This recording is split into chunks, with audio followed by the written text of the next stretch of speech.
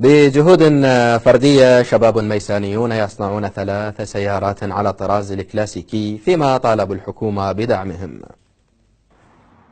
3 شباب من أهالي قرية الطبر التابعة لغضاء المجر الكبير جنوب ميسان عقدوا العزم على صنع 3 سيارات من الطراز الكلاسيكي، فبدأوا بجمع أجزائها من الحي الصناعي وباشروا بتصنيعها وفق مخطط رسموه بمحرك ما يعرف محليا بالستوتة ذات الاسطوانات ال3، وها هم يحتفلون بإنجازهم هذا.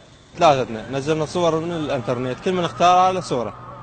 انا اختار ذيك الحمراء مال الزعيم يسمونها كلاسيكية، نزلتها جبت شاصة مال ستوتة ومقود لاند جروز الستابكسن من الصناعية اشتريتهن وجمعتهن والتايرات كملته. المحرك هم اشتريته جديد، المحرك ماله مال ستوتة.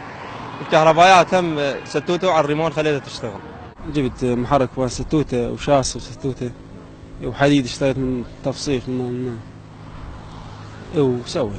اي والله الناس فرحانه بها تصور بيها.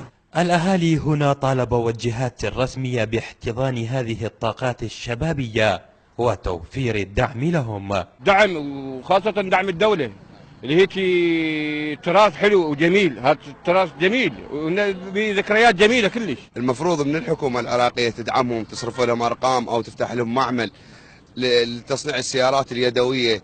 يعني احنا بغير دول يدعمونهم، يصرفوا لهم اموال طائله ويدعمونهم بهاي الصناعه. هاي الصناعه مو كل واحد يصنعها هاي السياره. الشباب عملوا على تصنيع السيارات خلال 3 أشهر داخل منازلهم، قائلين انهم اختاروا نوع السياره التي كان يستغلها الزعيم عبد الكريم قاسم لما لها من وجود ومكانه لدى المجتمع.